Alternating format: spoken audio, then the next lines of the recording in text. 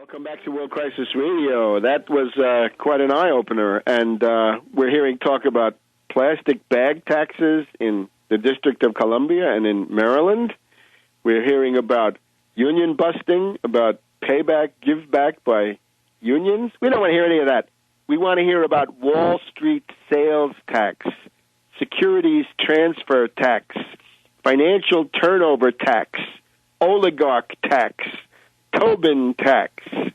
That is the beginning of the solution to this entire question, and it is the only way to get boxcar revenue into state and local and municipal county budgets, because it represents the largest single flow of so-called wealth in this entire economy, 4 quadrillion as turnover, right? That's certainly true. The quadrillions of turnover are really anybody's guess.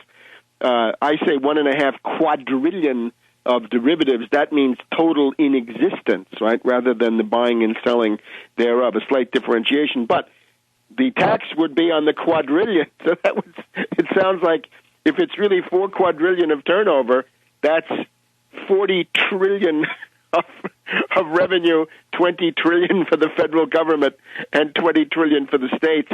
We can keep Social Security, keep Medicare, keep Medicaid, keep your unemployment benefits, fight Wall Street. You can also keep your police department, your fire department, your teachers, your sanitation people. You can keep your nurses and your hospital personnel. You can keep your Department of Motor Vehicles to make sure drunks don't drive. Just tax Wall Street, fight Wall Street. And, of course, people say, let's have a state bank. Yeah, a state bank, nice little thing to do if you've got nothing else to do. But we have a hell of a lot else to do.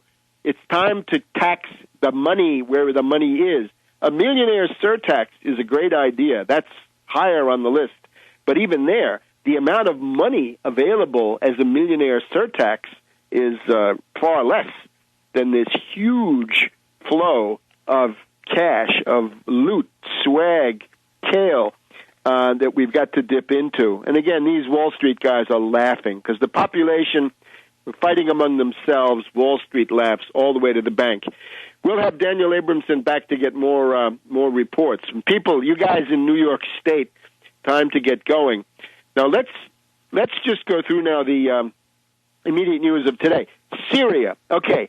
Syria. Today is Dignity Day in Syria. Today in Syria we have Dignity Day, Dignity Square, and the Dignity Revolution. Now, if you go to a youth freak, a youth activist, if you say to them, what do you think of dignity? They'll say to you, dignity? What's dignity?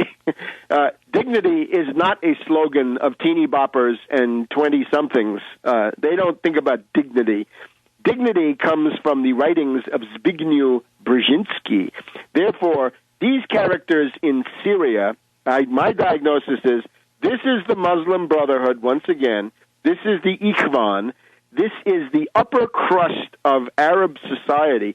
Doctors, lawyers, professors, but not in a good way. Not your proletarian American doctor who works in a large practice or a hospital, but this is like a local oligarch, basically, in these poorer societies. To be a doctor, a lawyer, a professor, an oligarch, a reactionary, a plutocrat, that's the Muslim Brotherhood. So they don't like the Assad dynasty. All right, lots not to like in the Assad dynasty. But before we rush to give power to the Muslim Brotherhood, what's the program, guys? And it looks like it's going to be the fragmentation of Syria, right? The carving out of the Alawites, the carving out of the Kurds, carving, because they're obviously on this Zbigniew Brzezinski playbook line. Now, the news we have is armed gangs have appeared as democracy protesters. We have a larger group of democracy protesters, and then within that, an armed gang. Usually in the West, it's an anarchist group. In this case, it's guys with Kalashnikovs. And they have now started shooting at the Syrian security forces. We've just had a very interesting clash between the spokeswoman of the Syrian government and a particularly venomous British imperialist harpy here on Al Jazeera.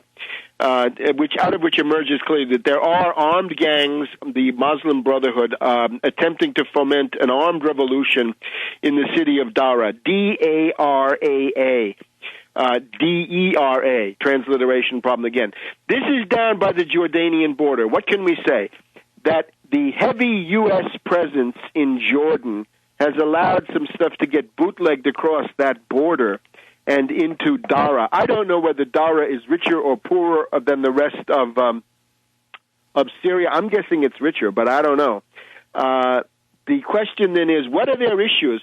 Turns out one of the big issues in Dara is they say, we want to have it easier to buy and sell land here in the border area. Apparently Syria has special laws concerning the border area with Jordan. And therefore, people say, we want to make it easier to buy and sell land. Does that mean this is a revolt fomented by landowners, by latifundists? We don't know. We know the usual chorus of human rights characters, foundation-funded, NED, NGO types coming in. Why attack Syria? Well, from the imperialist point of view, if you can overthrow the Assad government in Syria, here's what you get. You have destroyed a key ally of Iran. You have maybe destroyed the key ally of Iran. You have cut Hezbollah loose. You have isolated Hezbollah. You've deprived Hezbollah of their strategic depth. You have a good chance of kicking the Russians out of the Tartus naval base, and you've created another regime of the Muslim Brotherhood, which, again, it is clear that there is an all-encompassing alliance, the CIA and the Ikhwan. The CIA and the Muslim Brotherhood are together in the struggle. So that's, I think, the story of Syria. The key weakness of this is, we've seen this in Syria before. In 1982, there was one city that rebelled against Hafez Assad. He flattened the city. These were not humanitarian methods, but effective, right? That basically kept the Muslim Brotherhood down for another 30 years. As long as it's just Dara, and that seems to be it, this is going nowhere. Obviously, there are other cities, right? Damascus, nothing much happening there. Latakia, they say a couple of hundred. If Al Jazeera says hundreds or thousands, we know it's tens and hundreds or something along these lines. Now, in Yemen, we can see the way this all works. In Yemen, we have the attempted coup d'etat of General Mohsen. The idea, of course, is that the people in the square are window dressing. The people in the square are props, they're walk-ons, they're extras. They simply appear there to make the coup plausible and to allow it to be said, well, it's the democratic golden youth. What you notice is the countries where the CIA has been successful in subverting the majority of the top generals, like Tunisia and Egypt with Tantawi and Annan, that's where the golden youth in the square succeed. But in the countries where the CIA has not succeeded completely in subverting and suborning the entire officer corps, that's where it doesn't work, because it's not based on the public square. Those are street demonstrations. Street demonstrations are not enough for a serious struggle for power. You can't seize power based on street demonstrations alone. You've got to reach into the ruling class, the top officials of the government, and the top generals of the military. That's what they were able to do in Tunisia and Egypt. In Yemen, we have General Mohsen and a couple of top officials saying Saleh must go, but then the defense minister says no, he should stay. Saleh's line is, what am I supposed to do? Abandon power to a mob, to a faceless, nameless crew?